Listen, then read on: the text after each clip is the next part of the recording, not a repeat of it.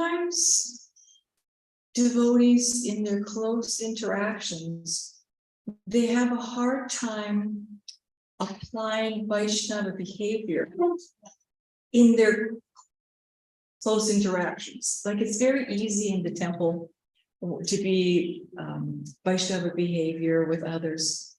But sometimes when you're in your home, behind closed doors, you're all stressed, something's going wrong, it's not so easy to always practice, the Vaishnava etiquette with each other and with our family members.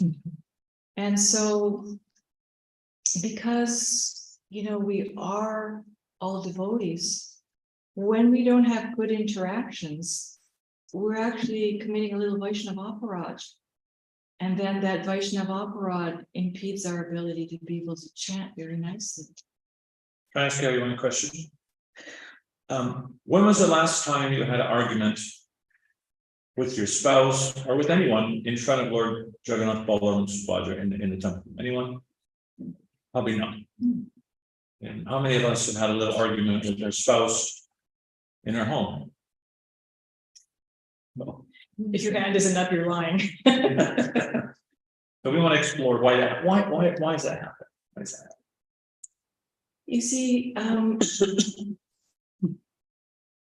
Grihastha ashram is very fertile ground for spiritual advancement because we have to practice tolerance, patience, humility, all of these things which help us to chant. Krishna puts us together with someone who is going to just be the right fit to help us remove our anarthas. Because it's easy to not see our anarthas or have them come out when we're in casual company with someone. But when we're very close to someone, those things that are, deeper in your heart, they kind of come out. So sometimes we don't behave our best because there's something in our heart that needs looking at and needs purifying. And so Grihastha ashram, it kind of forces us into that position. But we have to know how to deal with it nicely. Otherwise, we don't advance. We kind of blow it. So being able to get a little bit in the mode of goodness so that we can have our relations with our higher self. Srila Bhagavad Gita says that one must somehow or other try to do all of our actions in the mode of goodness. And in order to do that, we need to use our higher self to regulate our lower self. And so Bhagavad Gita says that, and it assumes that that's going to develop just by the process of engaging in devotional service. We've also found that when we can understand a little bit how our brain and our body are connected and how it's connected with our hearts, it's a little bit easier to speed up that process of utilizing our higher intelligence to overcome our lower intelligence. So it's kind of interesting because nowadays they have this neuroscience imaging, where they can do the brain scans. And they can see what's happening in the brain when people get irritated or when they get agitated or when they get afraid. And so neuroscience has shown that, the brain is very complicated, but we're just going to talk about it in two simple divisions, our lower self and our higher self. So the lower self is actually very valuable. It's not that it's just lower because it comes with the body when you're born. It's your safety mechanism. Like a child, if it feels uncomfortable, it cries. That's like the lower self is looking for safety. Mom, come feed me. Mom, come change me. I need some, care. And so that part of your brain is very useful for safety and keeping your body functioning well and intact. It's so efficient, though, that it stores every fear or every negative thing that happened, and it keeps it stored in your amygdala. So when our partner says something to us, sometimes we overreact. And when we're overreacting, we know that we're not just reacting to the circumstances right now. We're reacting to the memory of all the things similar that happened in the past. And so those things actually need to be looked at with our higher intelligence and discriminated upon how we need to behave in the circumstance. So our automatic reactions are not always the reactions that we want to exhibit in our behaviors. So in order to learn how to govern that a little better, we have to use our intelligence, our higher self. And so the higher self, it governs your ability to discriminate between what's right and wrong. Your memory is there, your ability to regulate emotions. yes, which is important. your ability to regulate your emotions and discriminate what you need to do. But when we are when those memories in our amygdala get very triggered, our body starts producing cortisol and adrenaline. Because for safety, we have to move quick. You don't stop and figure it all out. We smell smoke, we just run, right? The fire's burning. So it's beneficial, but it's not always a correct observance because it needs the higher self to make a correct judgment on what to do. So sometimes when our lower self, when we're a little bit more angry or a little bit more escalated, that cortisol and adrenaline goes up and it floods our higher self and it separates it so that we can't access it. So you see that when people are angry, they're not acting with their intelligence. They're just acting from their fear centers. So it's the same with us. Sometimes when we get irritated or agitated and we're speaking not nicely to each other, we're irritated, we can't actually access our higher intelligence. And so at that time, we need to understand that we need to take a break. Because the body can't function. It's not that I'm not a good devotee, I'm not this, I'm not that. The body is just geared that when it's flooded with cortisol and adrenaline, our intelligence isn't working. So we have to know that. And we have to be able to go take a little break, take some deep breaths, chant Hare Krishna, walk around the block, and then come back and discuss what the difficulty is and come to some mutual agreement. However, it's interesting because if both of you are kind of upset, usually one of you wants to talk about it right now, and if the other person goes away, you're feeling abandoned or they don't want to deal with it, or you know. So we both have to understand how the body is working and functioning so that we can use the body to our advantage so that we can calm down, let that cortisol and adrenaline recede, and then we can have our interactions in our higher self in love of goodness. Sometimes people ask what we do in a nutshell, and so I'd like to tell them that we teach couples how to fight clean. We try to teach couples how to deal with their challenges in the mode of goodness, in the mode of goodness. And as Uttama was saying, how our what happens physiologically and psychologically is we disconnect with our higher self and we can't actually think with a clear mind, and we tend to say the wrong things. As she was saying, we tend to make all kinds of offenses to each other. And if you recall the pastime of Dhruva Maharaj, when his brother was killed by the Yakshas, he attacked their kingdom and he was killing so many of their warriors and practically annihilating that whole dynasty. Swami Dhruva Maharaj had to come down and pacify Dhruva Maharaj. And he didn't just come in and tell Dhruva, stop. He said, Dhruva, he said, you you come from this very exalted dynasty, glorified this dynasty. He spent about, Swami Vimana spent about 20 verses glorifying Krishna. And then he said, Dhruva, control your anger, for anger is the foremost enemy on the path of spiritual realization. We actually help Dhruva calm down. And it's like that with ourselves. We all have challenges, and we have to deal with challenges, and challenges are normal. And even in a sense, conflict is normal. And just like for 1 month, we celebrate a conflict between Krishna and Mother Yasoda, right? Conflict is there in the spiritual world between Radha and Krishna. There's these transcendental conflicts. So conflict, it's not bad. It's how we deal with it. And what actually happens between couples, they have some challenge. The challenge might be, let's say this is the scientific challenge. And as Uttama was saying, sometimes because of past memories, we bring all the things from the past into the present, and it becomes a little more amplified.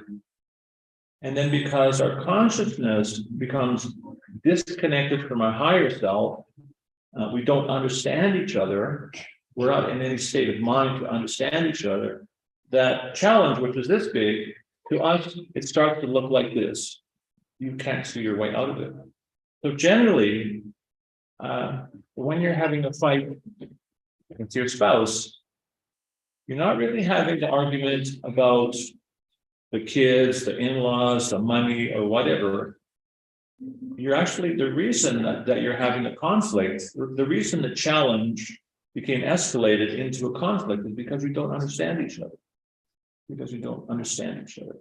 And if couples can just understand each other, then it puts everything into a completely different perspective.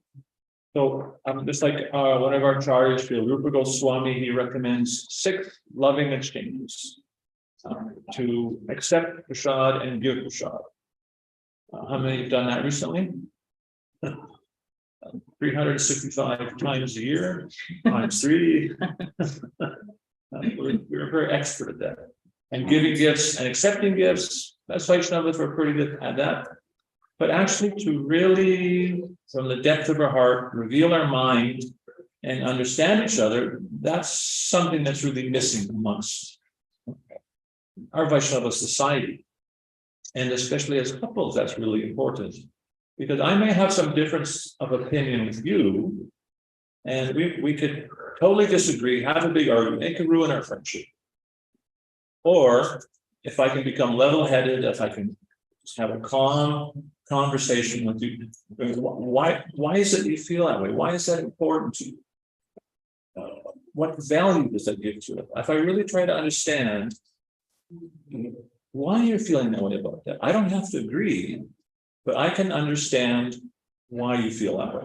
And similarly, if you listen to me and understand my point of view, then we can actually both understand each other. Even though we disagree, we can both understand each other. And from that platform of mutual understanding, it makes it much easier to find either a solution or how to manage that challenge. And again, especially as Vaishnavas, if we use that recommendation of Rupa Goswami to have this loving exchange, revealing our mind in confidence and hearing in confidence about something we totally disagree. You might think that cricket's the best game in the world. And I might think ice hockey is the best game in the world. And we could probably never agree, but I can understand why that's important to you. And you can understand why it's important to me. And then we can agree to disagree, and we can be friends and love each other, even though we disagree. But when we don't understand each other, then there becomes like so much tension in relationships. And sometimes they end up having disagreements, they don't understand each other, and they can lock horns like 2 bulls for very long periods of time, which I think Krishna expects more of us from that. So again, conflict and challenge is not bad, it's normal, it's a part of our spiritual growth, as Uttama was saying. It gives us the opportunity to develop humility, tolerance, respect, and compassion, which are very important spiritual qualities. So Grihastha ashram is actually very fertile ground for making spiritual advancement. As long as we try to understand how to live within our ashram in the mode of goodness. So we can have arguments with all kinds of nasty words exchanged and big tempers. And the second will be pleasing to Krishna, probably not. But if we can respectfully, with compassion, try to understand each other, that's going to please Krishna, and that's going to lead us to the mode of goodness. And especially by using Rupa Goswami's recommendation of understanding each other, that is a loving exchange in devotional service. So even we disagree, we can have that respectful discussion, respectfully understand each other. And Rupa Goswami, he's describing that is loving devotional service. And when you engage in loving devotional service, what happens to the ocean of material existence? It shrinks to the amount of water in the hoofprint of a cow. So in the same way, by turning our conflicts towards the mode of goodness, by understanding how we can get escalated and how that can derail our train of thought and have very unproductive mind frame. And if we can understand how we can, it's like sometimes your computer gives you a problem, you just reboot it. But sometimes we can reboot our consciousness by just stepping back from that conflict, chanting some japa, doing a little bhajan, going for a walk. Our higher self will come back online. And so that's just an example of actually a very simple skill that we can use in our life to elevate our consciousness, our relationships, and our ashram more to the mode of goodness. And in the Bhagavad Gita, is it easy? Not always. Not always easy. But as Krishna says in the Bhagavad Gita, how the modes of material nature, they compete for supremacy. And Srila Prabhupada mentions in the purport how by practice one can develop the mode of goodness. And so if we see, okay, here's the way we can practice dealing with our inevitable challenges more in the mode of goodness. And the more we make that practice, the more it'll become easier for us to resolve our challenges. What it will do, if you make that practice, your conflicts will be reduced to challenges, and your challenges will become catalysts for spiritual advancement. Whereas if we don't do that, if we just continually escalate, our conflicts are going to be a catalyst for slowing down our spiritual advancement. So these are the kinds of things we teach within the Grihastha ashram.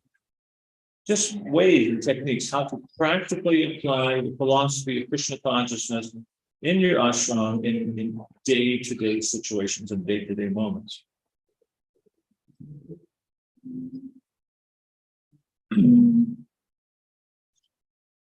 It's actually a lifetime of practice. And another crucial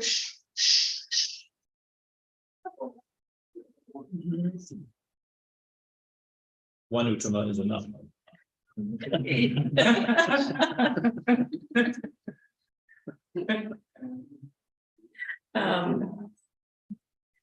So another part of taking responsibility to regulate our own emotions.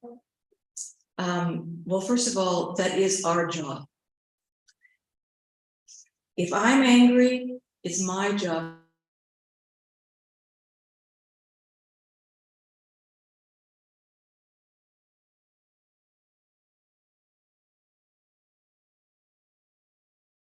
stay calm and realize it's not about him. Maybe I'm even kind of bragging about him, But the reason I'm griping and not doing it nicely is not because of him.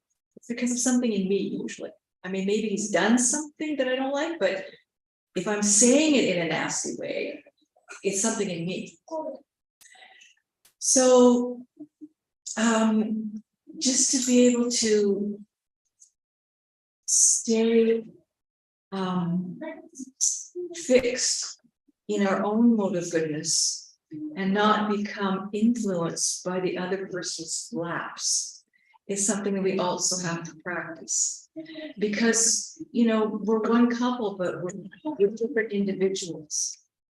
And so we also have to differentiate that, maybe I'm upset, but he doesn't have to become upset. But we notice that, one person's upset and the other person starts getting upset and it becomes a bigger deal. So part of being in a relationship is to keep grounded in your own mode of goodness, so that when the other person's going a little bit off, we can be like a steady rock to help the person find this. So sometimes I'm getting a little bit irritated or whatever. And my husband, he just stays kind of calm and he's like, do you think you could say that again in a way that would be easier for me to hear? Then I take a breath, I think, okay, I'm just not in my higher self, so then we can sort of help each other to come to our higher self and look at it from a better vantage point. And that is actually practicing the teachings of Bhagavad Gita, because Krishna says, from whatever and wherever flickering mind wanders, one should bring it back under the control of the self. So as you're saying, I can regulate myself, or we can help each other regulate. If we see our spouse maybe getting a little escalated, we can also help them to emotionally regulate, to get in touch with their higher self. So that's actually the essence of yoga. Prabhupada said all processes of yoga, Ashtanga yoga, different yogas, including Bhakti yoga, they involve controlling the mind. It's like japa means to control the mind and fix it on Krishna. And in our relationships also, that's a very essential time when we have to control our mind so we can actually speak with compassion and respect. And just like it's described how in the spiritual world, all talking is singing. Because it's done with love and respect and compassion. So we'll maybe open it up for some questions and see which way you want to go with this, or bring up anything else. We can talk forever, but want to know what you want to hear.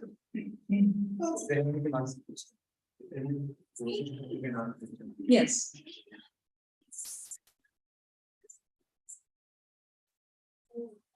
Right. So,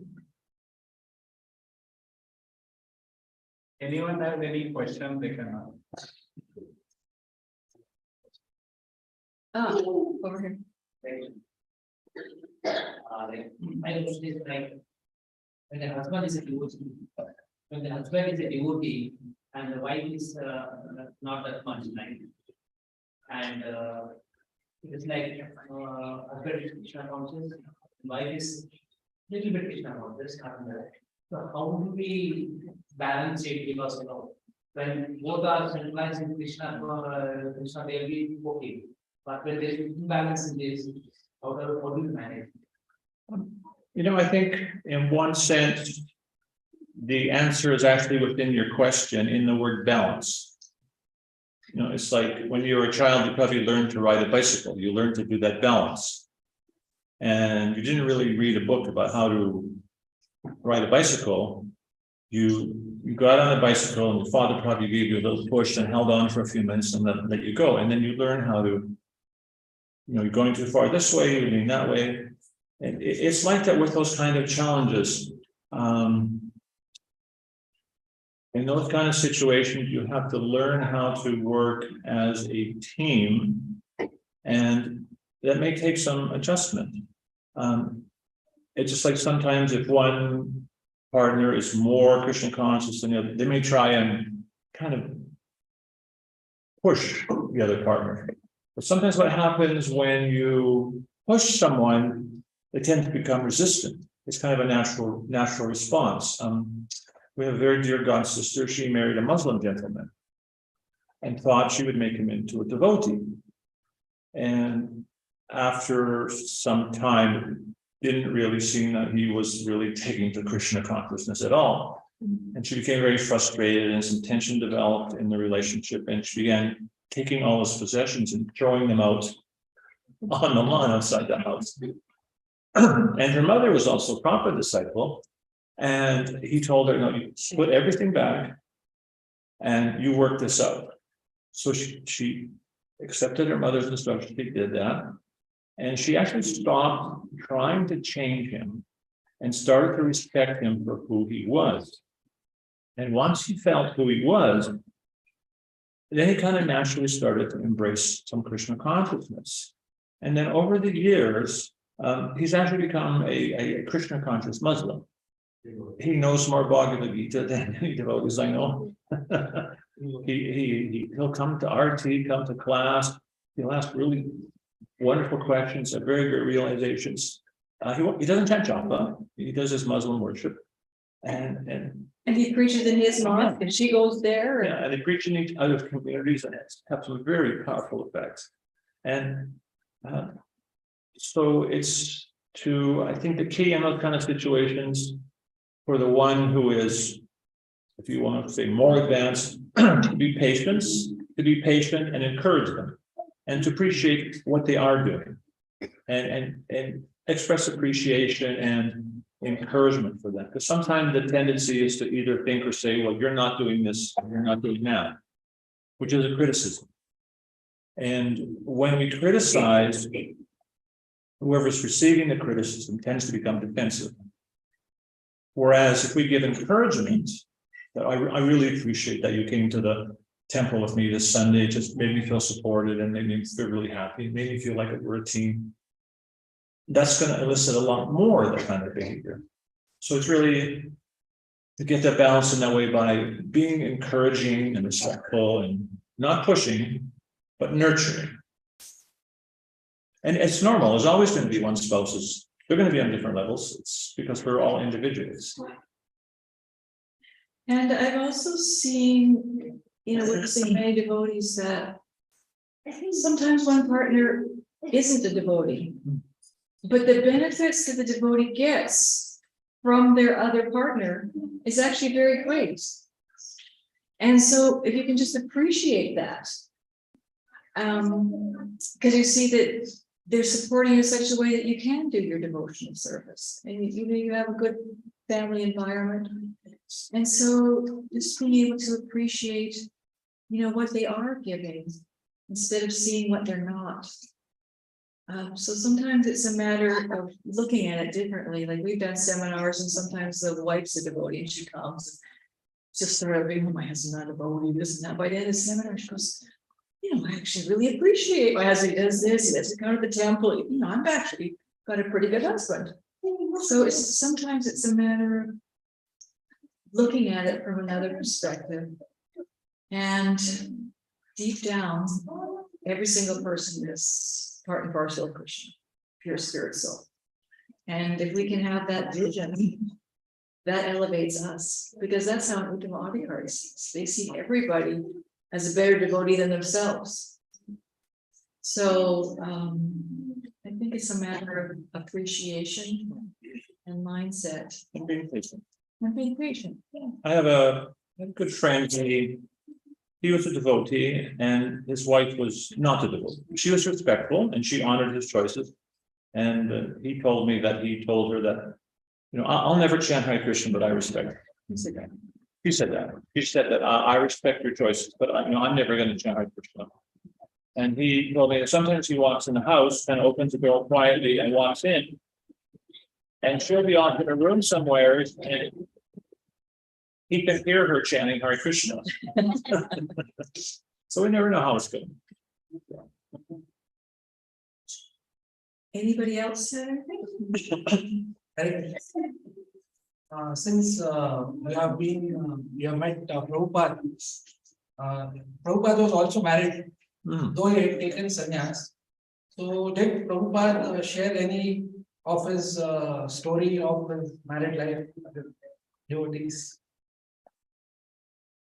A little bit. I think he had a difficult marriage. But he was very dutiful. His wife was first initiated, I think maybe by Sri Ramar. A little bit later, like he got initiated by Srila Bhaktisiddhanta. I think his wife was initiated maybe by Sridhar Swami. A little bit later, she also took initiation. I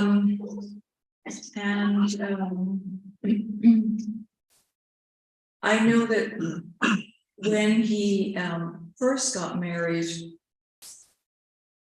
he wasn't so appreciative of the choice his parents had made, and he said to his father, maybe I could marry somebody else. And his father said, actually, I think she is the best person for you, because later on in life, you will be able to dedicate yourself more fully to Krishna consciousness. So that is just Srila Prabhupada's father encouraging him to see Krishna's plan in everything. And I don't say that at all to bring up the thing that Grihastha life is something that you need to finish quickly, do your business, get out and take sannyas. That's not a very, positive attitude. But for Srila Prabhupada, Krishna had a very great purpose for him. And so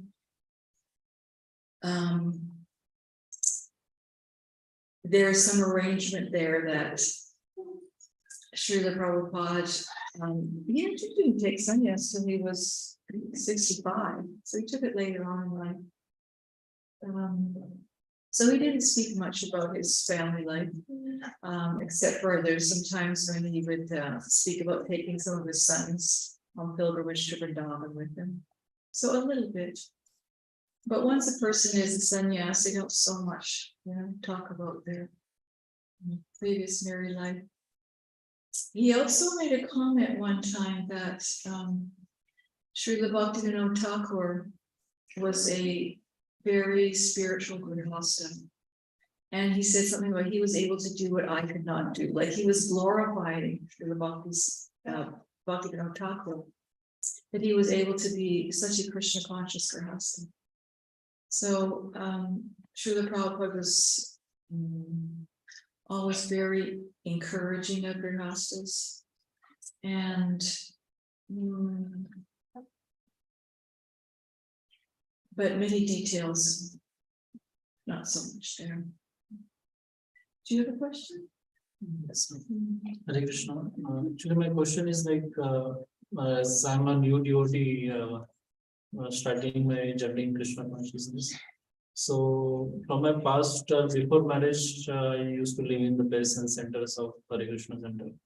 So from there, I realized that Krishna conscious is the way of life. Actually, I should follow it throughout my life. But sometimes later, when I went into the material life of like job and all these things, so job started overtaking my spiritual goals. So I start giving more priority to material goal rather than spiritual goals. So how should I overcome this and again come to a balance, like where I focus my spiritual goals also and able to complete my material duties also? So Krishna consciousness is actually a process of energy transformation, of transforming what's material into something spiritual. So even though one may be working in the outside world, one may be working, one may do so many things. Prabhupada gave this example that, you might be a lawyer, a doctor, you might have so many different professions, or you might have so many different degrees, you might have so much money. But he said all those things are like 0 plus 0 plus 0 plus 0 is 0.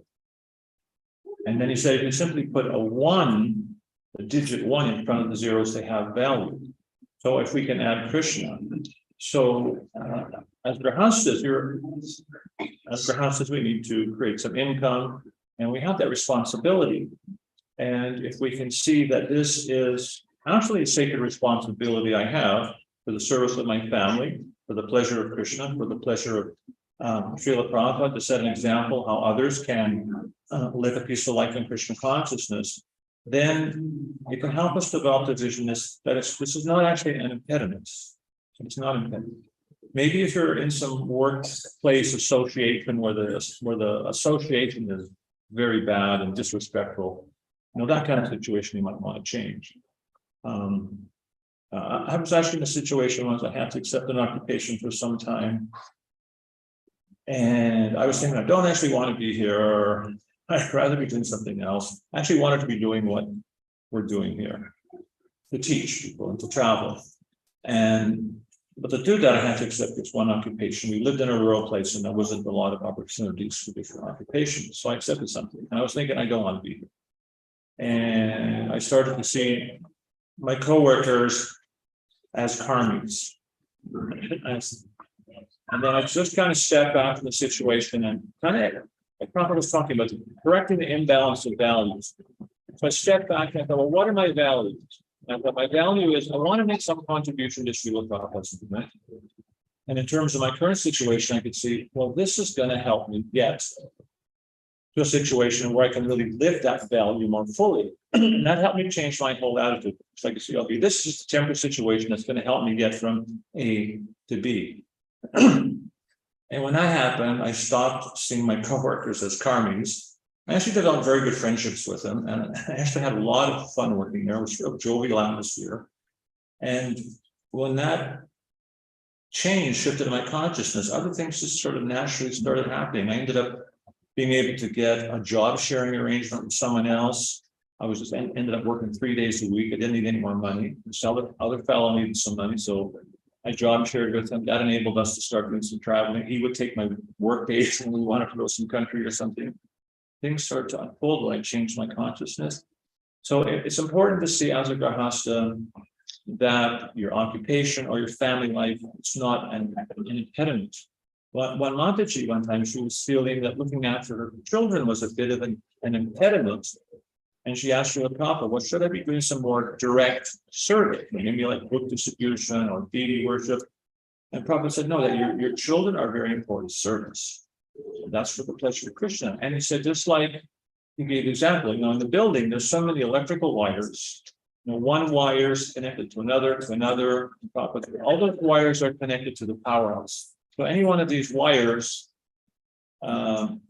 there's energy in there that goes all the way back to the powerhouse.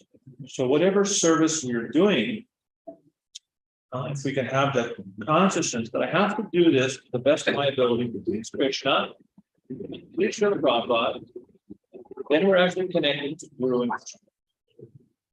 Prabhupada said there's no difference between direct and indirect service. It may be a little hard to see that, but again, that's something we can practice.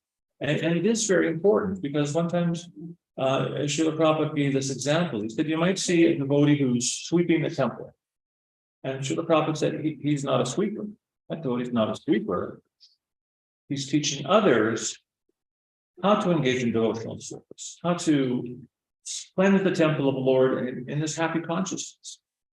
So if we're working in the world and we can develop that inner satisfaction that I'm doing this for the pleasure of Krishna, to maintain my family, to set an example for society. Maybe I'm working towards eventually retiring and living in the Dham and doing more seva. Develop an inner satisfaction, and then people around you start to think, well, why is this person always happy? They start to ask questions. So it's important to see whatever you're doing is for Krishna. Like Krishna says, Yat Karoshi Yadashis. He says, all you do, all you eat, he says everything, offer that to me. So all is very inclusive. All does not exclude anything.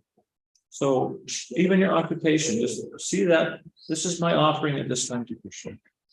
Then that will help you develop that consciousness and develop that balance. So Balance is one of the most difficult things for us because we have so many things. I mean, we have our, work and family, just like everybody else, but on top of it, we have like at least 2 hours of that, if not, more, and how to fit everything in. It's actually very hard to balance everything. So I personally found that one of the biggest tricks is to go to bed early. It's almost as simple as that. So you can get up and spend some quality time with Krishna and your son. And when you do that, you have a more spiritual intelligence and a taste to keep your material things in balance. Because otherwise, like you say, you kind of get entangled in material stuff, you do this and that. But if you have that, fixed determination that the mornings for Krishna, and I take that time and I do that, then automatically you balance everything else out because you want to make sure that morning's there for Krishna.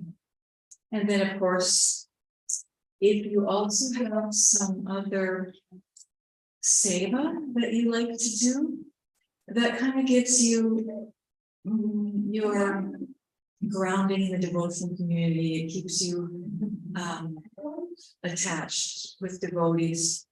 And then you can also see that, this job is giving me the facility to be able to. Yes. And so your focus is really your seva and your chanting. And the job is something that's facilitating that. So it's also devotional service, like my husband's saying, keep it in the right perspective. But we do have to be intelligent enough to keep enough sadhana and seva in our life so that we keep encouraged to advance and, to keep our spiritual determination.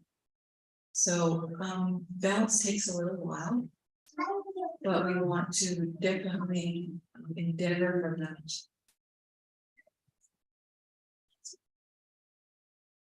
So, it happens many times that we may be stuck in our own movies, feels like other things, and we are taking our from some places, but we may not want to do that.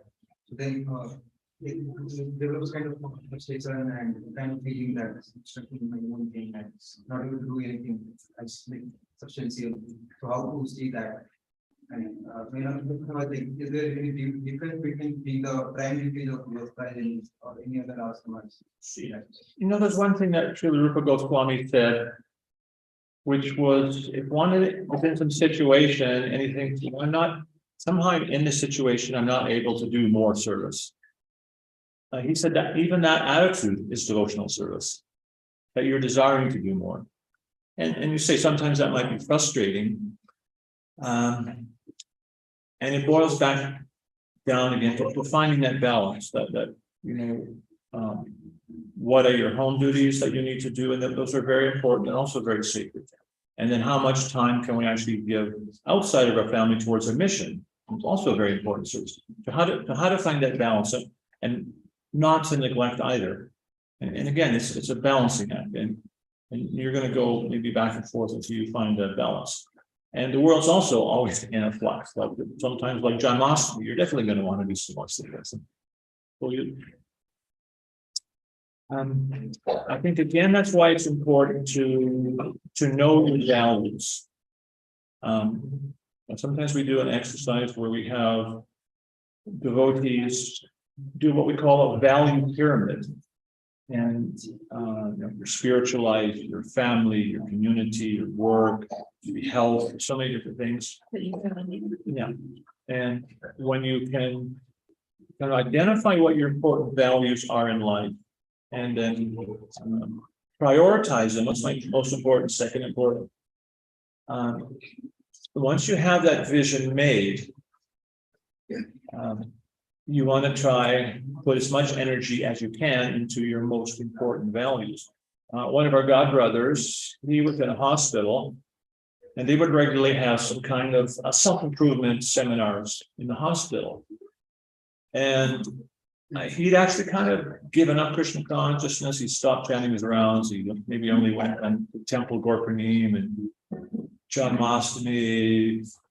And he took this course and he was asked to make a values pyramid.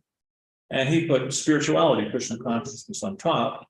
That's his most important value. And then the presenter asked, how much time and energy are you devoting towards your most important value, or at least working towards your most important value? And he realized, I'm doing almost nothing for my most important value. That's why you're not happy. Yeah, and so he actually made a shift in his life. He got transferred to some place where he could work close to the temple and go to the program there and sleep in the temple. And he was working long shifts in the hospital, sleep at the temple, go on Harinam, chant his rounds, go back to the place he was working, and then go home to his home for the other days off. But he said totally transformed his life to envision his values and try to work towards his values. I'm sure the Prabhupada said that by balancing the values, it helps to create that tranquility. And that's actually the purpose of our ashram, is to make people tranquil enough and peaceful enough so they can execute spiritual life. Because if we're always in anxiety and disturbed and confused, it's going to be hard to concentrate on chanting. So just really trying to consider what your values are and trying to understand how to balance them in some holistic way that's healthy for you and going to help you advance. I also think it's very important to see your home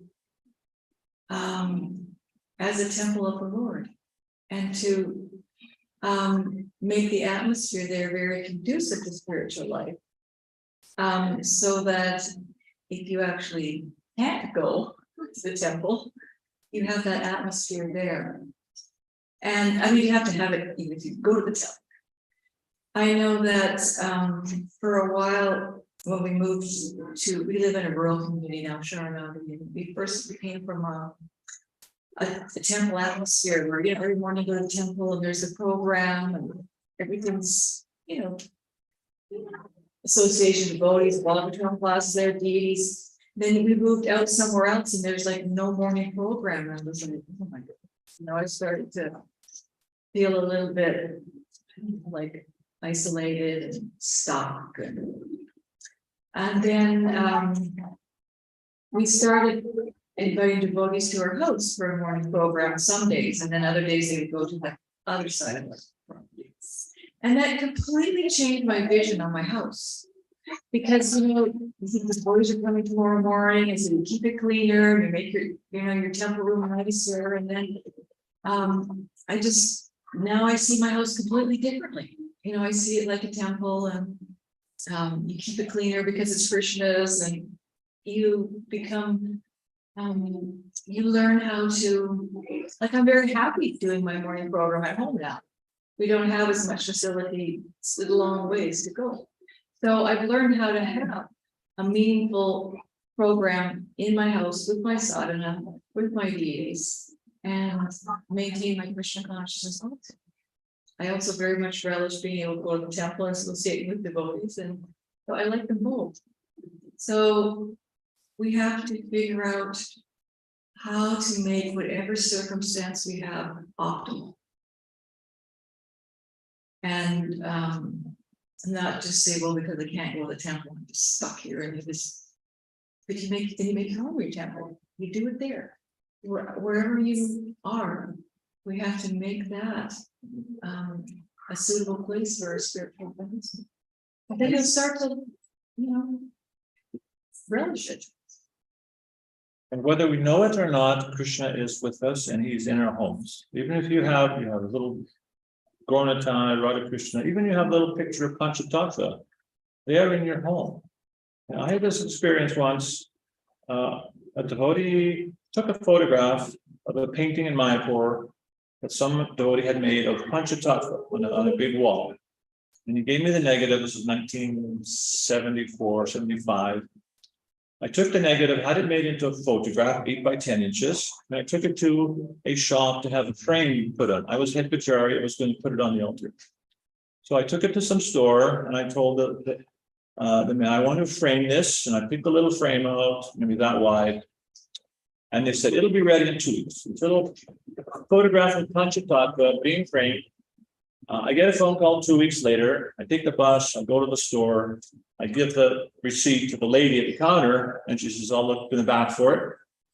And she comes and said, I can't find it. I said, well, I had a phone call, and they told me it was ready. And she went back again, looked everywhere. She said, I'm really sorry, I can't find it. And I said, well, I got the phone call. And she said, let me phone the man that framed the picture. And so she got on the phone, talking for a minute, hung it up, went in the back.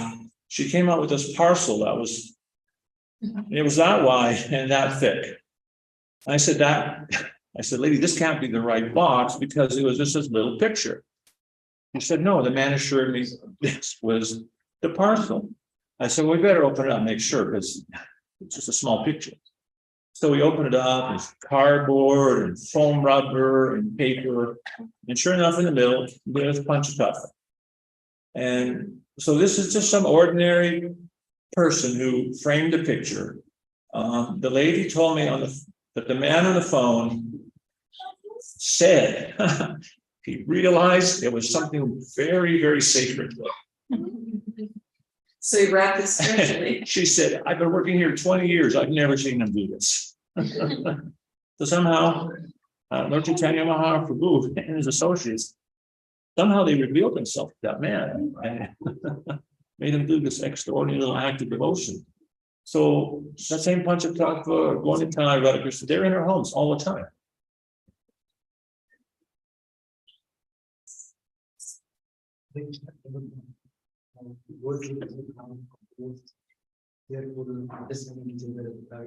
But when you are married, usually definitely there might have been some issues. How you went on to tackle that? You and second question is you are a public example of Grihastha, right? It looks like that when you sit here. Don't you come visit?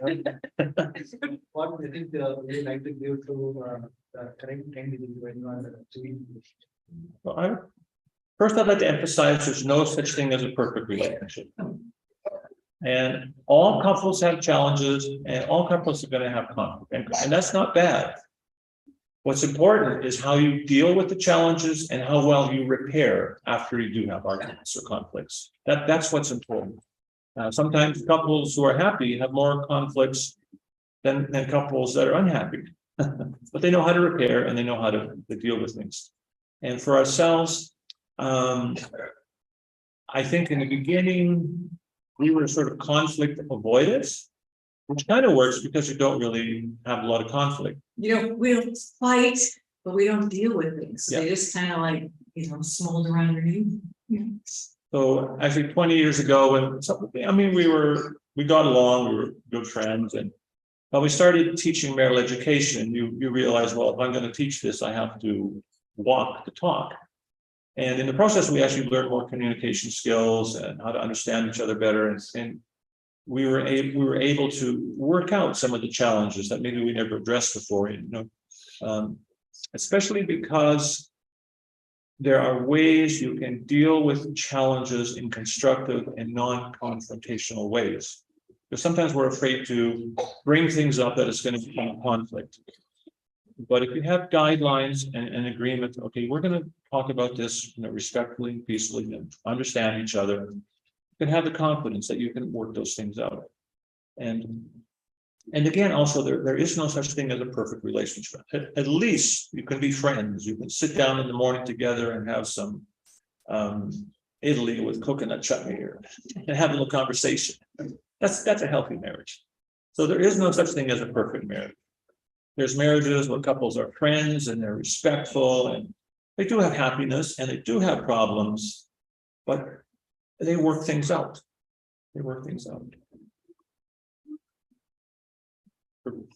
Hare Krishna. So since how long did you have association with Prabhupada? Actually, since we found Srila Prabhupada's books. And I was talking with Narasingha Prabhu at the South Temple, and he was telling me that how he appreciates when Prabhupada disciples come, but they feel connected with Prabhupada. And I told him, well, when we travel and when we see, the second generation devotees and devotees, his generation doing wonderful things like building their temple here, I've just seen a fraction of this project. I feel connected with Prabhupada when I see you doing things like this. That makes me see how Prabhupada is manifesting these things through you. So that makes me feel connected with Prabhupada. So Prabhupada is always there. What was the daily routine of Prabhupada from morning to evening after he goes to bed? And even when he was sleeping, it was to always think of Krishna.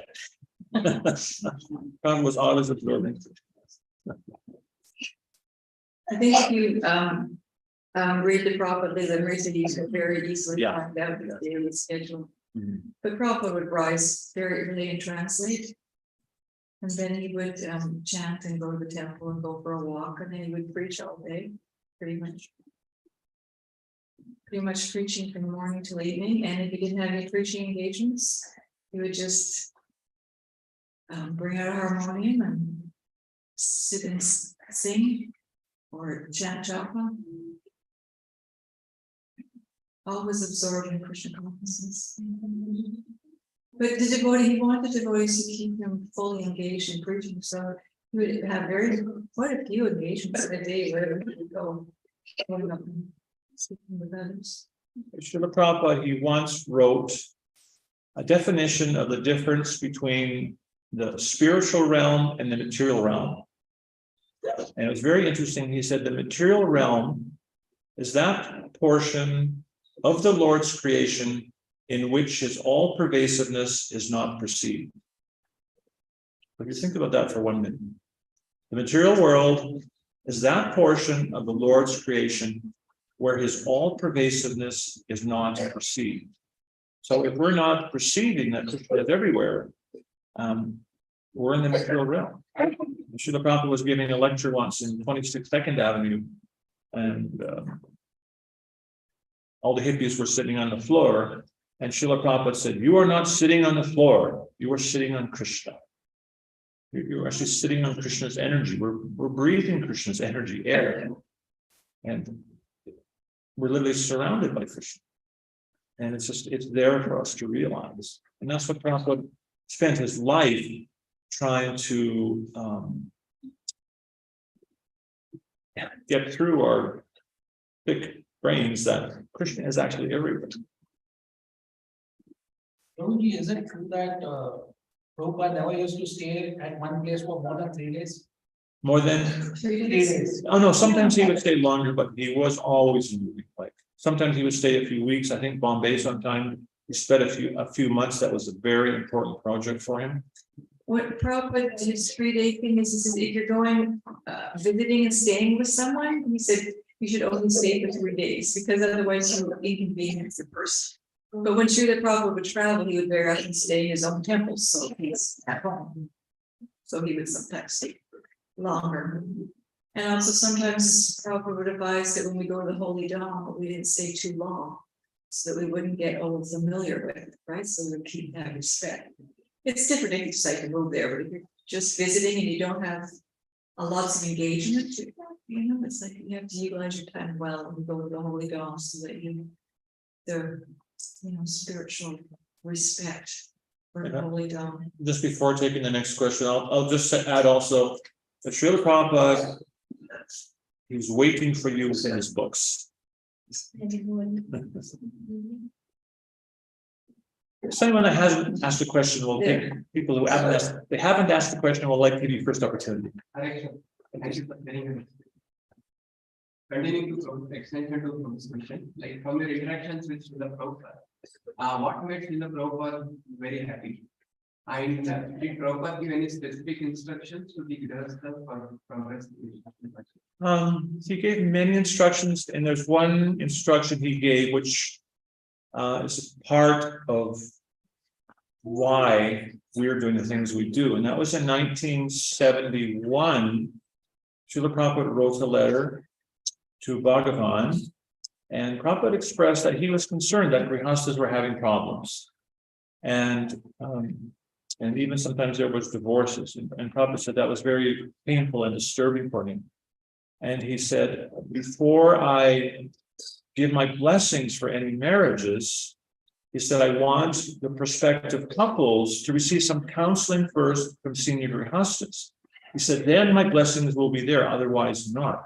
So Srila Prabhupada, he wanted some mentorship for couples entering the Grihastha ashram. And unfortunately, that letter was just kind of filed in the archives and everyone forgot about it. And our group, we began an initiative actually doing premarital education. And we found that letter and we said, yes, we have Prabhupada's blessings. So that was something Srila Prabhupada very much wanted, was that there be support for Grihasthas. Because especially in the age we live in now, many devotees, they don't have good examples in their lives of stable, peaceful relationships, marriages. And it makes it hard for them because they enter marriage and they don't have a reference point for what a normal relationship looks like. So that was one thing that Srila Prabhupada instructed that he wanted. It's something that we're very much dedicated to try and do. So you asked also, what did Srila Prabhupada like the most? So sometimes devotees, like book distributors, they would go to Prabhupada, they heard that Prabhupada appreciated book distribution. They thought the most. So they went, Srila Prabhupada, what service do you like the most? Prabhupada said, he just replied, if you become a pure devotee and go back to Godhead. So he just wanted this. What he appreciated the most is that we advance in devotional service. Which service it was just the vehicle for making advance. So while he greatly appreciated many services, the goal was always for us to become pure and make spiritual advancement. And that's what please Prabhupada. It's when we make spiritual advancement. Oiled to the essence, to chant and be happy.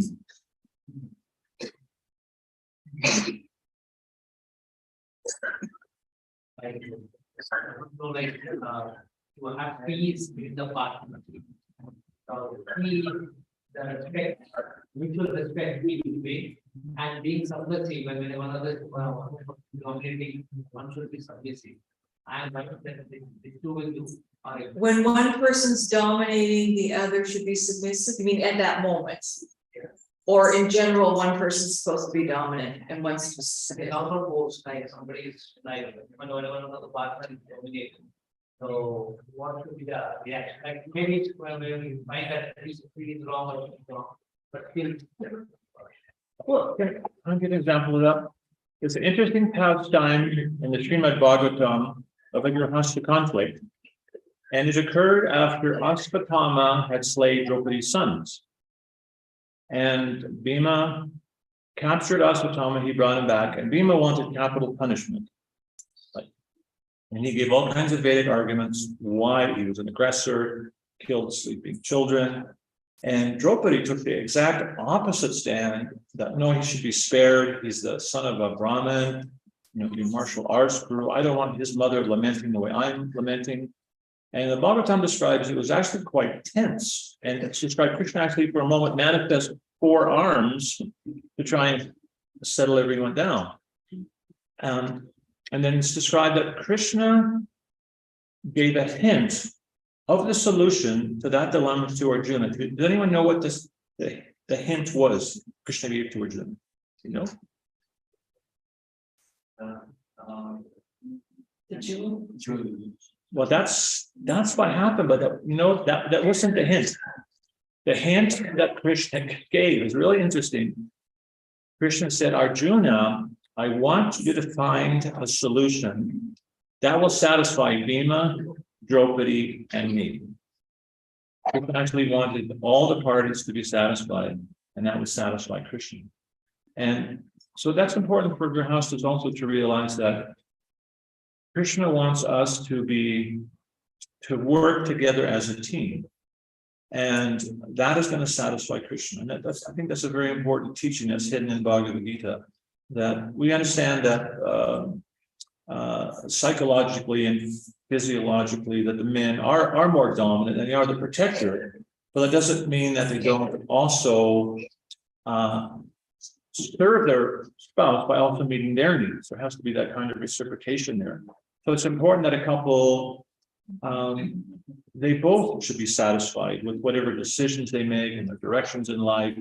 And okay. So I just like in our marriage, if we have decisions to make, we'll discuss it. Like I'll take her advice, and I got some good advice from a gentleman, a very good businessman I know once. I said, well, who makes the decisions in your life, in your family? He said, I always ask my wife. I said, why? He said, because I make some pretty stupid decisions sometimes. So he said, I always take some feedback from her. So I always consult with her, and then I make the final decision, and I take the responsibility for the decision. If something goes wrong, I'll take responsibility for it. But it's important then to take that feedback. So you brought up, in order to keep the peace, the person that's kind of the most strong, they feel very strong about something. You're saying that the other person should be a little bit submissive and give it to them. And it can be a good strategy, provided you're not continually putting yourself in a circumstance that makes it hard to function. So you can do it in the moment to keep the peace, but if there's something that you also find would work better for you, maybe, or just giving in all the time doesn't always work for you. So then sometimes in a more calm moment, you have to say, well, I really appreciate you need this, and I also need this. How could we make it work just a little better so you can get what you need and I can also get what I need? Because otherwise, if we're always just giving in without keeping ourselves honest, about what we need to progress and what we need to have the relationship work well, we develop this resentment. And then if we have resentment, then things start to, go downhill. So as long as we're, doing it happily and it doesn't really matter, and, it's nice to be able to give the other person what they need in a moment. But it has to be done in a balanced way and in a way that keeps you also optimally functioning, so that your relationship will go well. So it's just a little caveat on There's an interesting article, Partha Prabhu, you may know him. From Puri. He found this article from a Harmonist magazine, 1930 something, and it's attributed to Srila Bhaktisiddhanta Saraswati Thakur, and it's about a Vaishnava marriage, and it begins by describing that in looking for a spouse, both a man and a woman should only accept someone as a spouse who they see as a better servant of Krishna than themselves. How are you going to do that? So that means that we both have to have some mutual humility, that we respect each other. And it describes that neither the husband or wife has any right or sense of proprietorship over the service or the property of the other. Neither has the right to impose their service upon the other. It's a very interesting article, and it describes how he said this system of Vaishnava marriage has its origin in the worship of the household deity. So just like that example of Bhima and Draupadi and how Arjuna solved it by satisfying everyone, we can take from that article that husband and wife need to see that we have to become satisfied so Krishna will be satisfied. We have to work together so Krishna will be satisfied. And that is the essence of a Vaishnava marriage. That we have to see that Krishna is the boss. He's actually the proprietor and the predominant person in his household. And it's very important that we learn to live together peacefully, and that will make him happy. So just elaborate, I want to ask more on that. So you touched upon the point of by choosing a partner, one quality is in for those who are looking, who are in the phase of study, what are the top qualities or attributes that they should keep on their list? When you're searching for a partner. So there are many points that get floated around. From my vision, I think one thing that's very important is to be looking within yourself, how you can improve, how you can be a better person. You can be a better devotee. Also, find someone who also within themselves is looking to be a better person and to advance and to improve. Because if you have a couple who come together with that attitude towards themselves, and then they can transfer that into their marriage, that they're always looking to improve and advance in their marriage and their Christian consciousness. So I think that's one thing very important, is to have that attitude of making spiritual advancement and that self-improvement from both sides. And also to understand your important values and understand your prospective spouse's important values, and are they going to align? If you have really contradictory values, and maybe one person values licentiousness or something, and you want to lead the same you like, that's not going to be a good match. So you want to have common values. There's always going to be some differences, and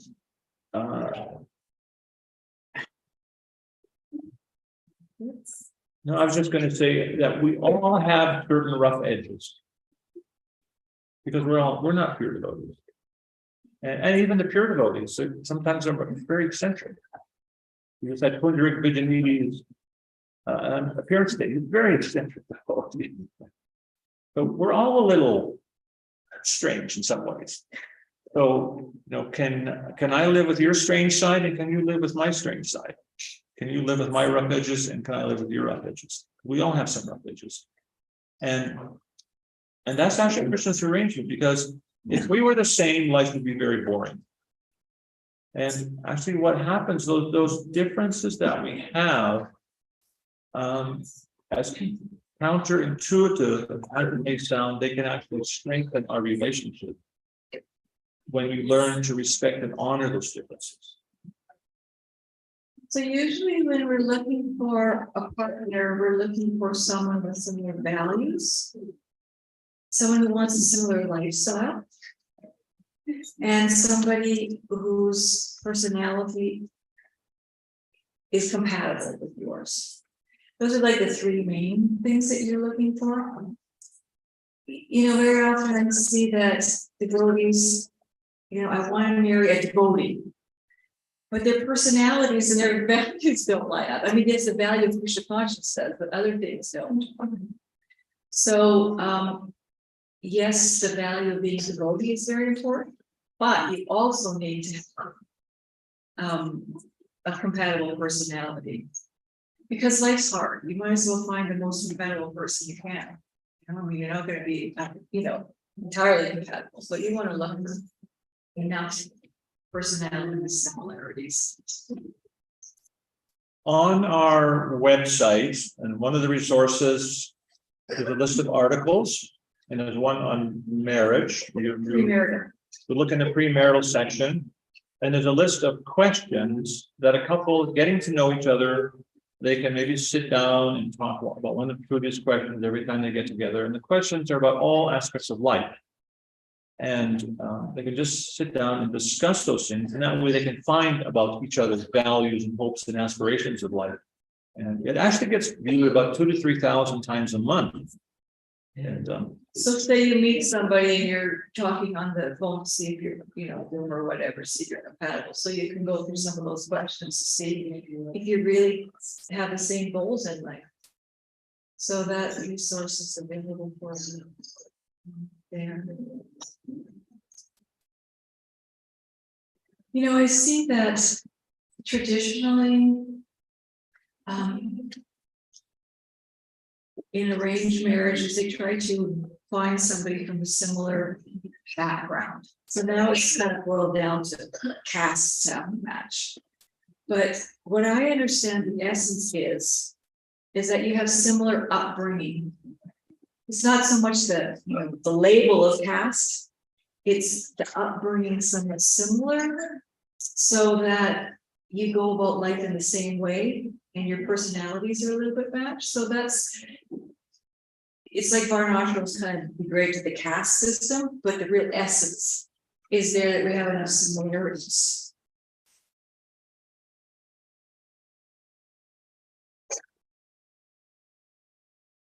And the other thing is good old prayer.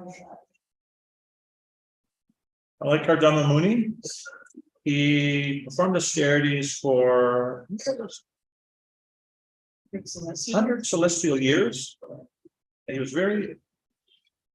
he did a lot of deep introspection. And then at the end of his austerity, Lord Krishna appeared and offered him any benediction. And he said to the Lord, my dear Lord, I need a wife. I think I need a wife of like disposition. That and Prabhupada mentions in the purport, that was the key to marriage. Matchmaking was, he said, character and taste. That the character and taste will match. It's interesting because you think, okay, Vishnu appears before you, I should just ask for, liberation. But he was like in the Prajapati family, it was his duty to, be a progenitor. So Prabhupada says in the purport that he understood that for his spiritual advancement, he actually needed marriage in a way. So we see that Grihastha ashram is just that, it's an ashram. And Srila Prabhupada told our god sister Jamuna that an ashram should be a factory for producing Krishna consciousness. So Kardama Muni, he could see that the ashram that I need to produce Krishna consciousness for me is Grihastha ashram. And the purifications that I go through in this Grihastha are what are going to help me to become pure. So usually we see that the majority of people, they do make good progress in the Grihastha ashram. Some people can go from brahmachari to sannyas, but it's a little bit rarer. So we have to understand though what it is that we need to advance in devotion.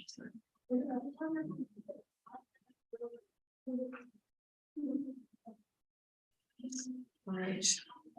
I would encourage you to explore our website, Vaishnava Family Resources. There's a lot of a wealth of articles and resources there. There's resources for counselors, all kinds of different challenges Grihasthas can face.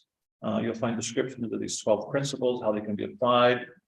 We also have a YouTube channel, and there's over 108 videos on there, different aspects of Grihastha life. Also Facebook and Instagram, you'll find the link to those on the website.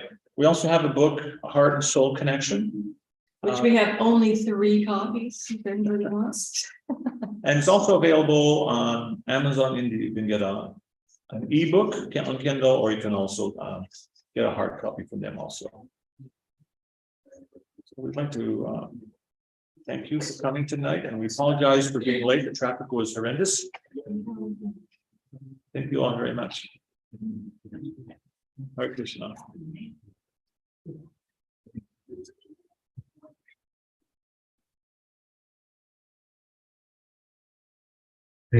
Thank you very much for the Mataji.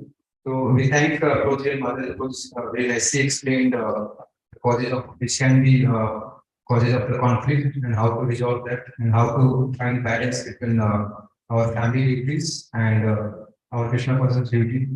So we request Prabhuji and Mataji to be again and again to our center. So we thank Prabhuji for one time loudly saying the Krishna mantra. Hare Krishna, Hare Krishna, Krishna Krishna, Hare Hare. devotees can proceed to prasad.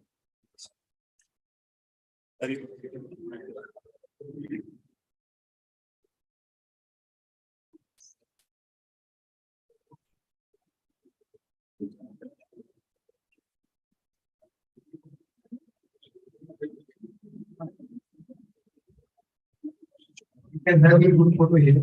So devotees who want to stay, they can stay. Yeah. That's it. That's it, all right. For your kind words, they're very. Actually, I wanted to share ki, when I was preparing for my marriage, at that time I saw you both on YouTube. So I was feeling like I should be like you both in my marriage. And I'm sorry personally, I was so happy. Thank you. Well, one thing I would encourage you to take from our example is that don't be afraid to work on your relationship. And when you have challenges, to openly, honestly, respectfully discuss it with them. And that helps you go forward. Challenge is normal.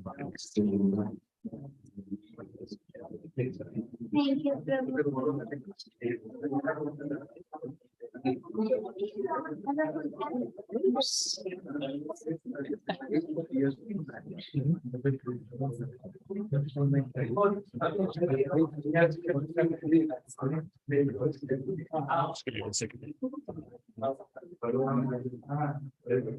Was your wife here tonight? Was your wife here?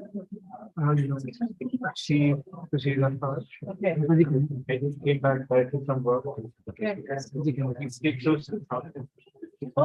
I think that's. We're staying. We're staying. We're staying at the same. place.